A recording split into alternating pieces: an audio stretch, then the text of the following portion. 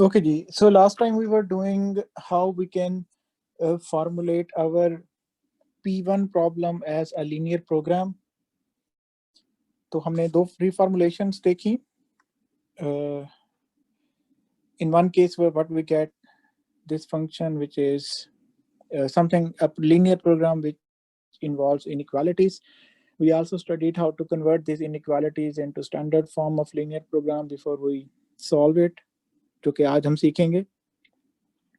And in second form, we get our linear program in the form of standard, in its standard form, which is here.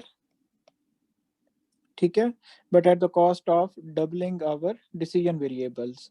So our original x was of size n cross 1, लेकिन जब हम उसको लेके आते हैं in its standard form, we have a new decision variable which is z, which is of size 2n cross 1. तो hopefully आप लोगों ने ये चीज़ रिवाइज की होगी या जो आपको याद होगा कि हमने कैसे किया था.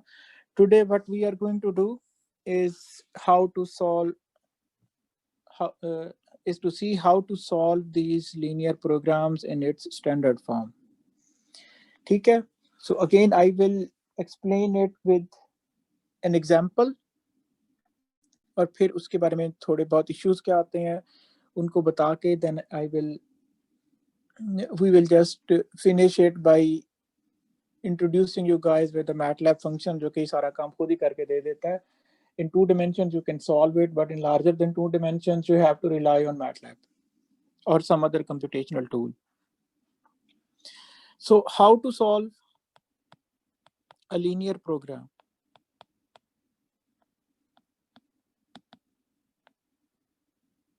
Okay, so let's consider linear program in its general form. So in its general form, linear program is something like this.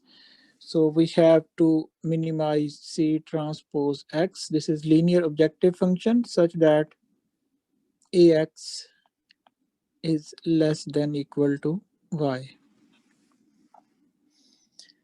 Okay, AX is less than equal to Y. Or its standard form, we can always convert it into its standard form. That will become minimize C transpose X. अब यहाँ पे वो वाला X नहीं है जो ऊपर है, ये different है. Okay, I can write it as Z such that तो मेरे पास एक और मैट्रिक्स होगा A tilde into Z is equal to Y. ठीक है, तो हम हमेशा जो वो इनइक्वालिटीज हैं उनको कन्वर्ट कर सकते हैं इनटू इक्वालिटीज. तो फॉर अंडरस्टैंडिंग के जो सोल्यूशन है लीनियर प्रोग्राम का वो कैसे आता है, this general form is very intuitive, but for solving in a computational tool such as in MATLAB, standard form is always used. तो मैं दोनों यूज करूंगा. So let's start with an example और फिर देखते हैं कि जो है वो solve कर कैसे सकते हैं. So we have an example. Let's suppose we have to minimize this function which is minus x1 minus x2. It is in 2 dimension such that we have 3 constraints on x1 and x2. So first is x1 plus 2x2 is less than equal to 3. Second is 2x1 plus x2 is less than equal to 3.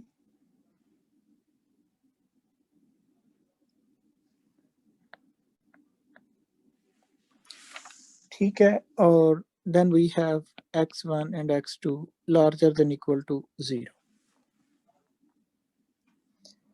ठीक है.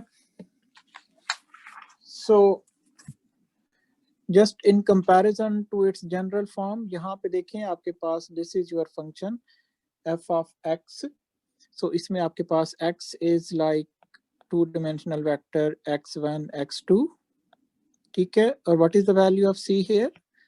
C is -1 -1.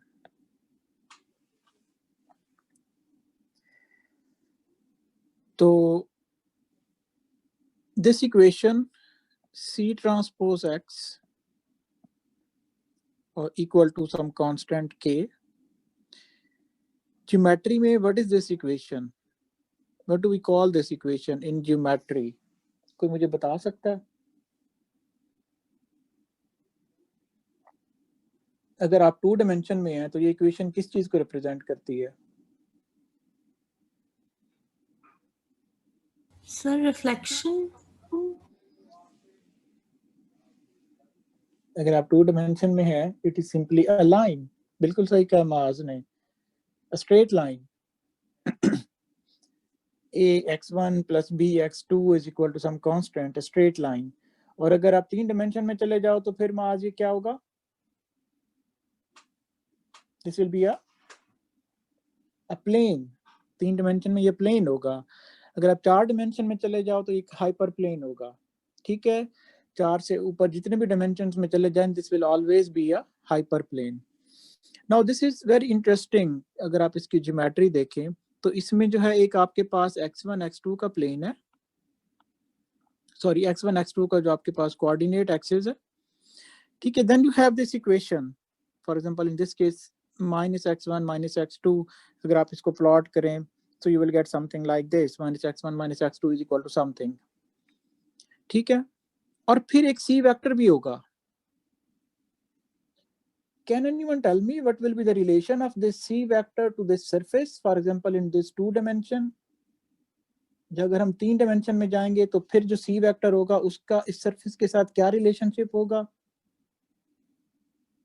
Do you guys understand basic geometry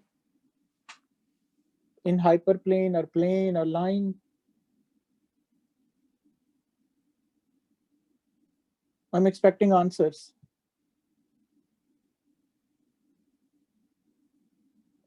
हाँ जी Isha. Sir plain के normal होगा ये. Exactly. C will always be normal to C. Basically एक direction बता रहा है. C will always be perpendicular to that surface. चाहे आप जो है वो 2 डायमेंशन में है, 3 में है, 4 में है, C will always be perpendicular to that surface.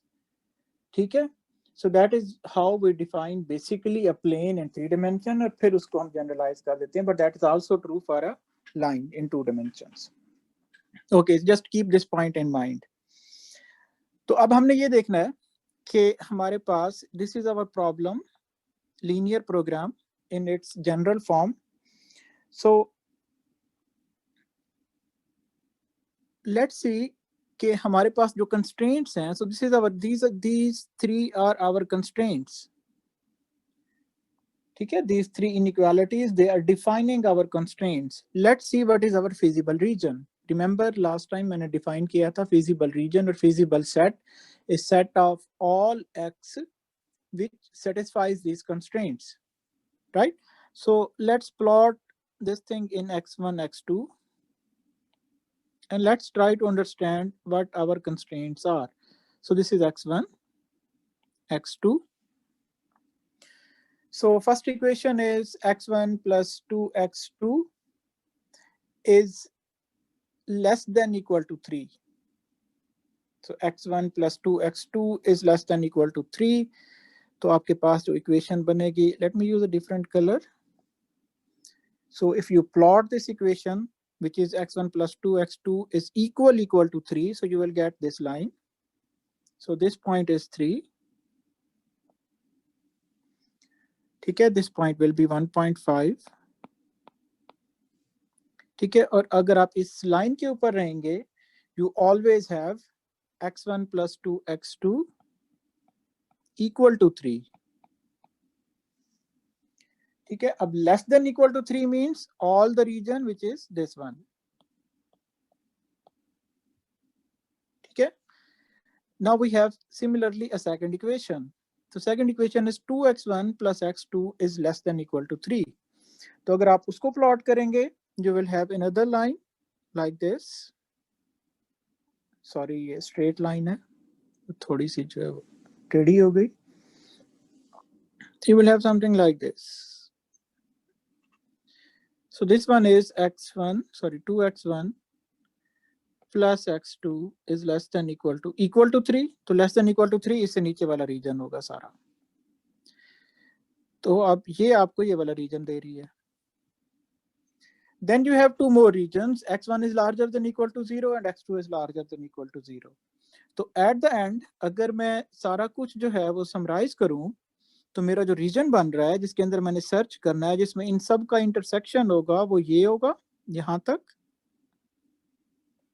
इस लाइन के ऊपर सारा, फिर इधर and then this reason.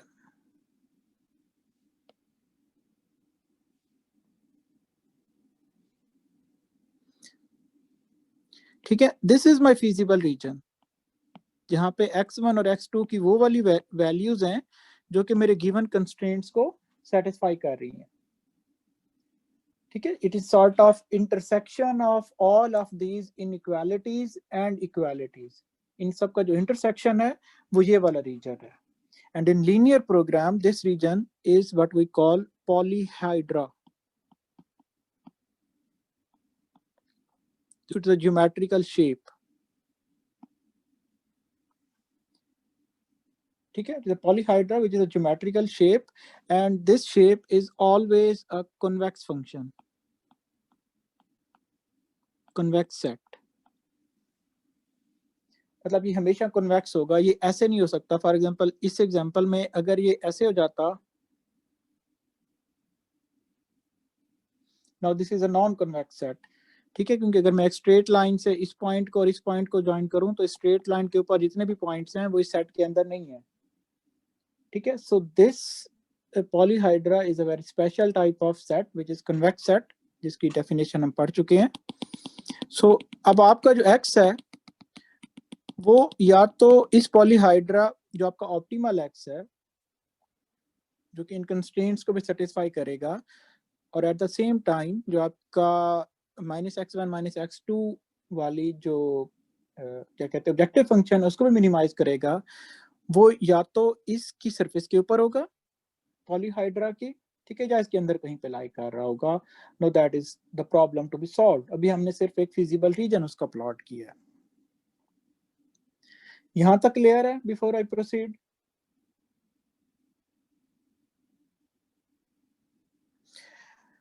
Okay, अब जो x है उसको फाइंड कैसे करना है. x मतलब कि एक ऑप्टिमल x जो कि इसको मिनिमाइज कर रहा है, किसको, -x1 -x2 को. अब इसके ऊपर फोकस करें. जो यहाँ पे हमने देखा था कि आपके पास -x1 -x2 का ग्राफ इस तरह का है. तो -x1 -x2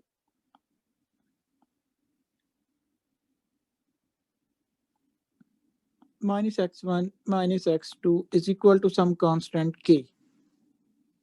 ठीक है, मैं k को वेरी करूंगा तो ये जो इक्वेशन का प्लॉट है ये चेंज होगा. ये मसलन ऐसे जाएगा या ऊपर जाएगा, ठीक है, या हो सकता है इससे नीचे आए एंड सो ऑन. ये ऐसे चेंज होगा. ठीक है, k को अगर मैं इंक्रीज कर रहा हूं तो ये इस डायरेक्शन में मूव करेगा. लेकिन नोटिस दैट कि जो c है वो हमेशा इसके परपेंडिकुलर ही रहेगा. मसलन इस केस में c यहाँ पे है, so this is our c vector -1 -1. c हमेशा ऐसे रहेगा. अब जो आपके पास -x1 -x2 है वो क्या रहेगा, वो इसके परपेंडिकुलर रहेगा. आप सिंपली वो जो वैल्यू है इसको चेंज करते जाएं, वो ऐसे चेंज होगा. अब हमने देखना है इस -x1 -x2 का intersection with our feasible region. ठीक है, वो इंटरसेक्शन कि they just touch each other, क्योंकि अगर हमने मिनिमाइज करना है तो ये वाला फंक्शन जो है वो किसी एक x1 x2 की वैल्यू के लिए हमें मिनिमम वैल्यू देगा, मैक्सिमाइज करना है तो किसी x1 x2 की वैल्यू के लिए हमें मैक्सिमम वैल्यू देगा. तो अगर मैं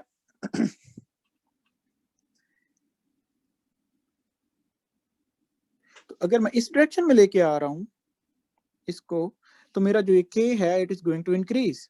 इसका मतलब ये है कि मैंने इसको इसके अपोजिट डायरेक्शन में लेके जाना है यहाँ पे, और इसको लेते जाना until के I just stay close to this feasible region. ठीक है, तो इट हैपन्स कि ये वाला जो पॉइंट है जो इस पॉलीहाइड्रा का एक कॉर्नर पॉइंट है, that turns out to be our solution, क्योंकि जो इंटरसेक्शन होगा हमारी -x1 -x2 is equal to constant line का, वो सबसे एंड पे इस पॉइंट के साथ होगा। ठीक है, तो ये जो कॉर्नर पॉइंट है that turns out to be our solution, and this corner point in this case is 1 1। ठीक है, वो थोड़ा जो है वो टू द स्केल नहीं प्लॉट किया हुआ मैंने। This corner point is exactly 1 1। अगर आप उसको ज्योमेट्रिकली प्लॉट करके देखेंगे वो आपको एग्जैक्टली जो है वो क्या देगा, ये वाला पॉइंट देगा। और इस केस के लिए जो k की वैल्यू होगी दैट विल बी मिनिमम -2। आप इससे ऊपर जाएंगे, हो सकता है वैल्यू तो मिनिमम होगी लेकिन आपके जो कंस्ट्रेंट्स हैं वो सेटिस्फाई नहीं हो रहे होंगे। आप इससे अंदर आएंगे, आपकी -2 से वैल्यू बढ़ना शुरू हो जाएगी। ठीक है, जब आप इस पॉइंट से आगे चले जाएंगे, इधर आ जाएंगे मजीद c की डायरेक्शन में, तो आपकी वैल्यू जो है वो क्या होगी, मजीद बढ़ रही होगी। But it is useless to search there because our constraints are only satisfied around in this polyhedra or on its corners.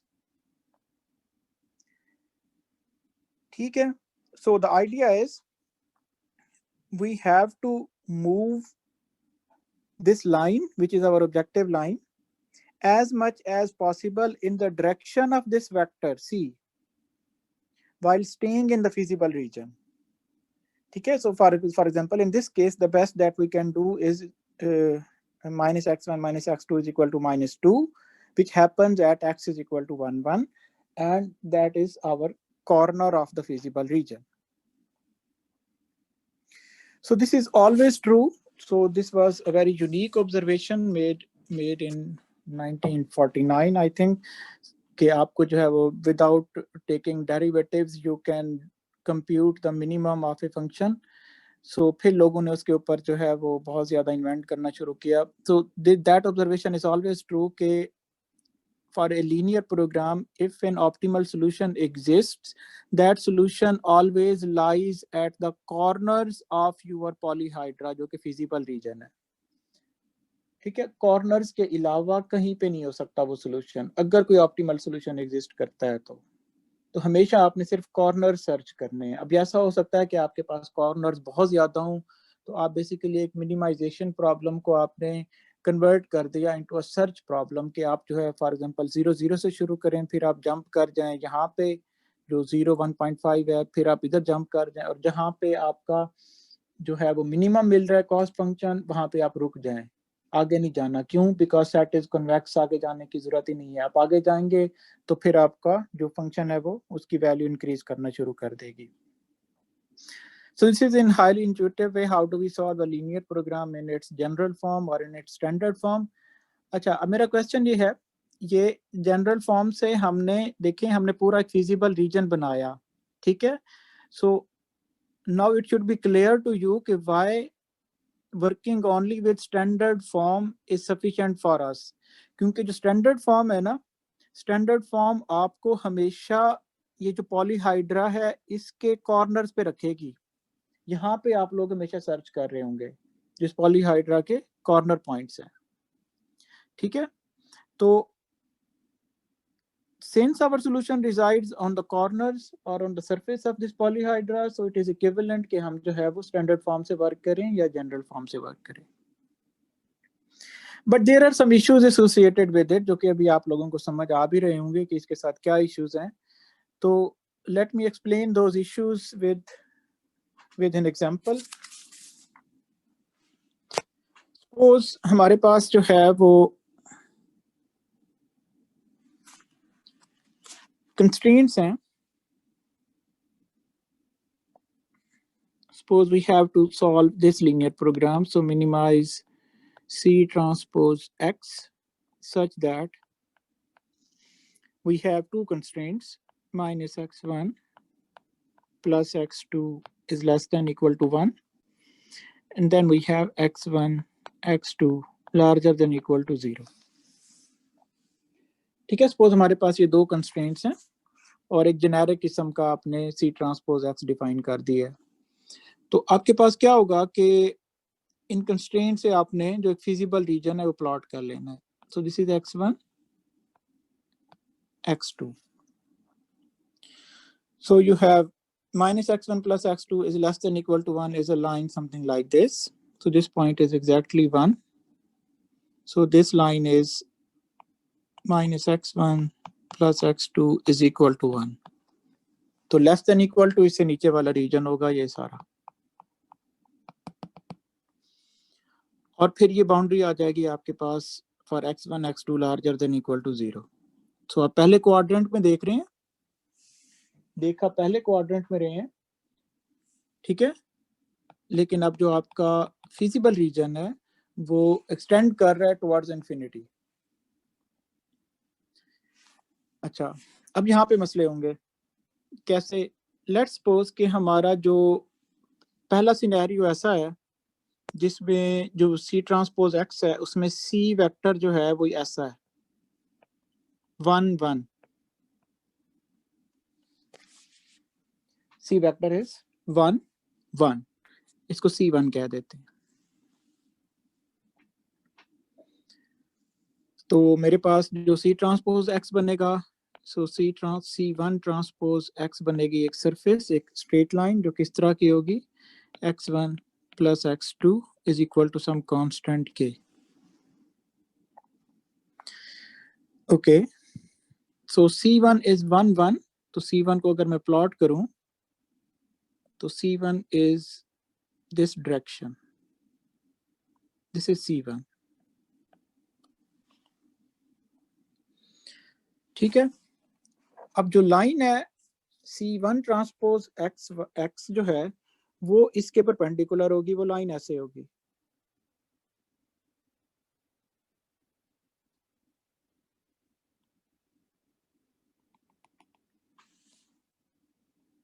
ठीक है, तो क्लियरली जो आपका सॉल्यूशन है वो यहाँ पे पड़ा हुआ है बिल्कुल ओरिजिन के ऊपर, इस केस में जब आपकी लाइन एग्जैक्टली टच कर रही है. So this is your solution, x is equal to 0 0.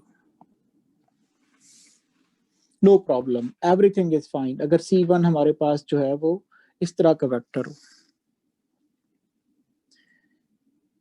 ठीक है, तो हमारे पास यूनिक सॉल्यूशन है वो यहाँ पे पड़ा हुआ है. We are good to go. क्योंकि अगर मैं जो है ऊपर जाता हूँ तो कॉस्ट फंक्शन बढ़ता है, नीचे आता हूँ तो कॉस्ट फंक्शन कम होता है. एग्जैक्टली उस पॉइंट के ऊपर जब मेरी लाइन जो है फिजिबल रीजन को जस्ट टच कर रही है, that is my solution. Let's take another situation when we have another line represented by C2 of this type 1 0. ठीक है ना, when we have 1 0 तो जो लाइन है तो मेरे पास क्या है, C2 transpose into x is actually equal to x1 equal to k.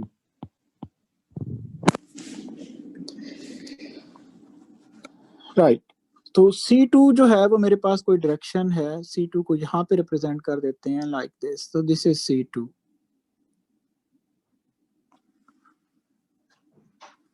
ठीक है, सो C2 is equal to 1, x1 1 है, x2 0 है. ये वेक्टर आप एक्स एक्सिस के ऊपर भी प्लॉट कर सकते हैं, बट इट इज इक्विवेलेंट कि मैं उसको कहीं पे भी प्लॉट कर दूं जस्ट टू डिफरेंशिएट, क्योंकि वहां पे हम ऑलरेडी कुछ प्लॉट कर चुके हैं. ये आपके पास C2 है. जो लाइन है x1 is equal to k वो इसके परपेंडिकुलर है. सो अब आप देखें ये भी परपेंडिकुलर है इसके, ये भी परपेंडिकुलर है, ये भी परपेंडिकुलर है. ठीक है, मिनिमम कहाँ पे होगा, मिनिमम होगा जब आपकी लाइन एग्जैक्टली ये बिल्कुल x2 के साथ अलाइंड होगी, ये वाली लाइन. तो आपका जो सॉल्यूशन है वो यूनिक नहीं है, वो इस पॉइंट से लेके ये वाला जो पॉइंट है और इस पॉइंट तक ये सारा आपका सॉल्यूशन सेट है.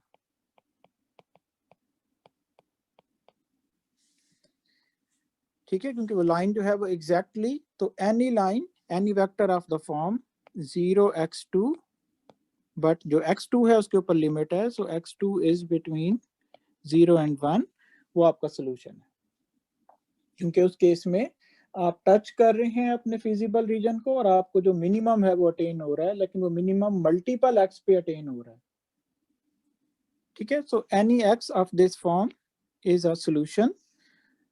अब यहाँ पे मल्टीपल सॉल्यूशंस हैं, लेकिन वो बाउंडेड सॉल्यूशंस हैं। बाउंडेड मींस कि किसी भी वेक्टर की जो मैग्नीट्यूड है वो इन्फिनिटी नहीं है, किसी भी सॉल्यूशन की मैग्नीट्यूड इन्फिनिटी नहीं है, या उसकी जो लेंथ है या उसकी जो नॉर्म है वो इन्फिनिटी नहीं है। It is always bounded between 0 and 1। ठीक है, ये पॉइंट क्लियर हो गया। अब एक मैं तीसरी डायरेक्शन लेता हूँ। सो तीसरी डायरेक्शन में let's take C3 equal to 0 1। If I take C3 equal to 0 1, तो उस केस में जो मेरे पास C3 है that is something like this 0 1। So this vector is C3। X axis 0 है, ठीक है, और वाई एक्सिस क्या है, 1 है, दैट इज दिस डायरेक्शन। अब इस केस में आपके पास अगेन वही होगा कि आपके पास जो लाइंस हैं वो परपेंडिकुलर होंगी। मसलन फॉर एग्जांपल ये लाइन होगी, जो सरफेस है आपकी ऑब्जेक्टिव फंक्शन की ये होगी। जैसे जैसे आप ऊपर जाएंगे आपका फंक्शन की वैल्यू बढ़ रही है, then there will be a line which will be exactly aligned with x1। अब इस तरह की कोई भी सॉल्यूशन होगा मींस कि any x of this form जिसमें आपका x2 0 है लेकिन ये x1 है, और x1 के ऊपर सिर्फ एक लिमिट है कि x1 is larger than equal to 0, that is a solution। Again we have multiple solutions, but the difference between these solutions and previous one is that these solutions are no more bounded solutions। For example, in this solution set there are many vectors जिनकी जो norm है वो almost infinite है या exactly infinity है।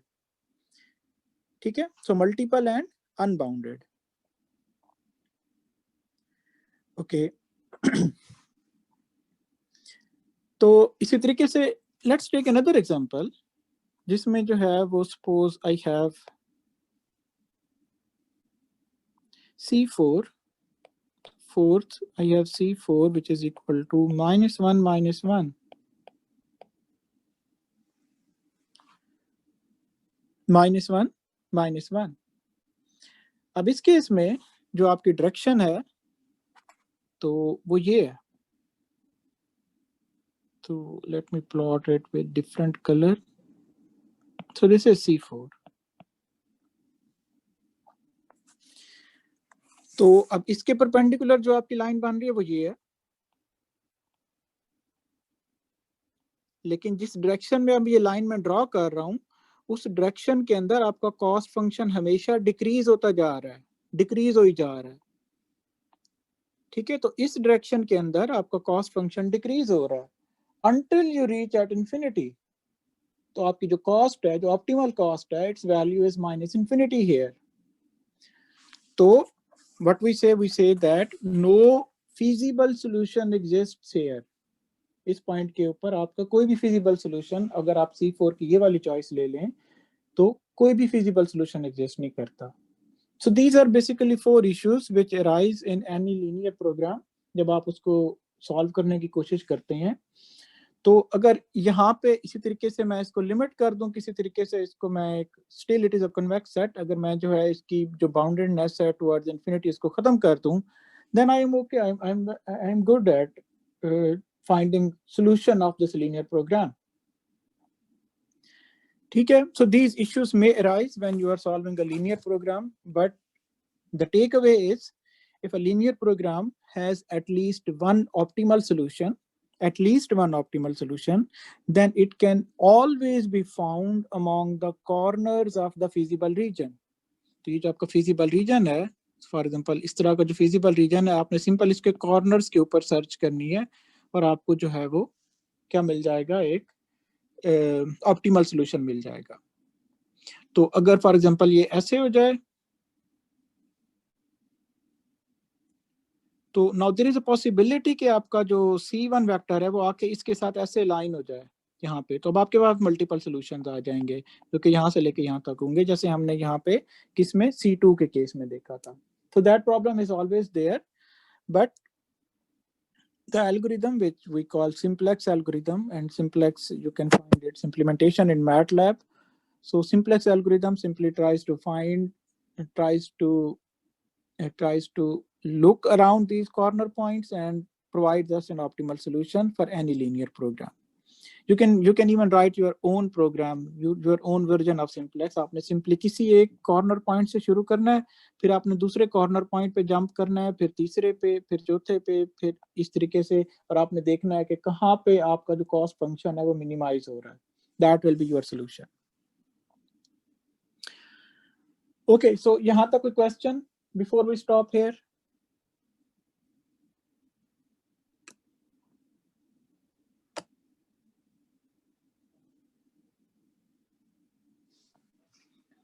Any clarification? जो कि हाँ जी मोहसिन. सर थोड़ा सा एक ओवरव्यू दे देंगे कि मोटिवेशन क्या थी ये 4 केसेस पढ़ने की. Okay, so motivation ये थी कि were you in the class जब हम ये पढ़ रहे थे, ये वाली स्लाइड? Yes sir. इसमें क्या हो रहा था जरा एक्सप्लेन करें, फिर मैं आपको मोटिवेशन बताता हूँ.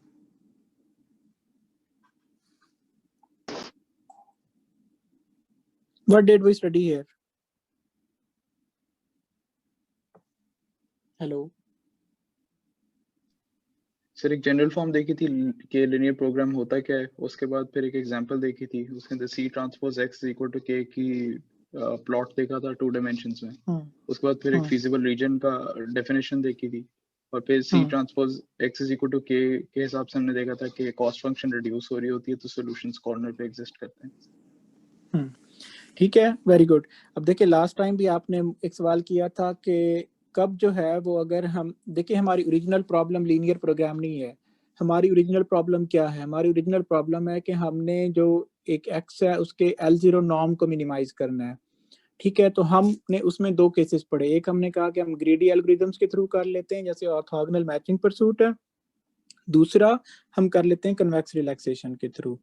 तो ऑर्थोगोनल मैचिंग परसूट के अपने फायदे हैं, इसके अपने फायदे हैं. जब हम इधर आएंगे जो कि कन्वेक्स रिलैक्सेशन है, तो L1 norm seems to be the optimal one, क्योंकि वो कन्वेक्स भी है और वो जो है स्पार्सिटी भी आपको प्रमोट करके देती है.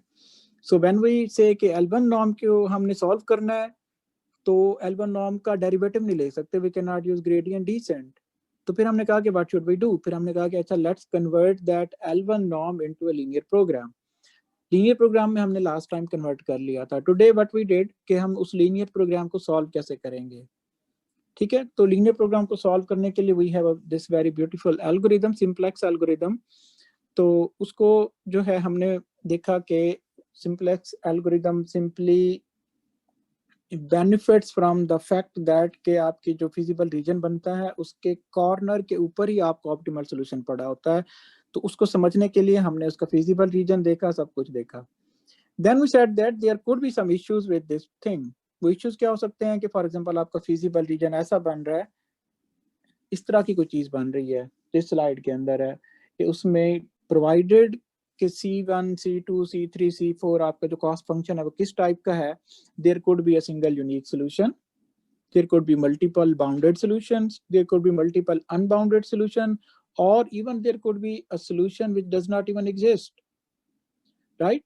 So in all of these cases we are not able to solve linear program. तो फिर हम जो convex relaxation technique होगी हमारी to solving L0 problem वो fail हो जाएगी. ठीक है, तो फिर हम solution नहीं दे पाएंगे under all of these conditions जो कि हमने इस स्लाइड के ऊपर देखी. फिर हमें L0 पे ही जाना पड़ेगा या हमें लीनियर प्रोग्राम सॉल्व करने के मजीद जो सोफिस्टिकेटेड मेथड्स हैं वो देखने पड़ेंगे. ये सिंपल मेथड काम नहीं करेगा.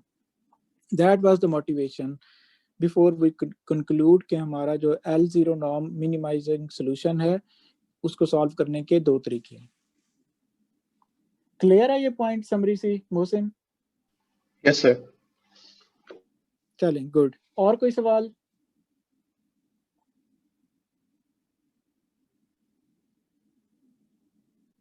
ओके जी.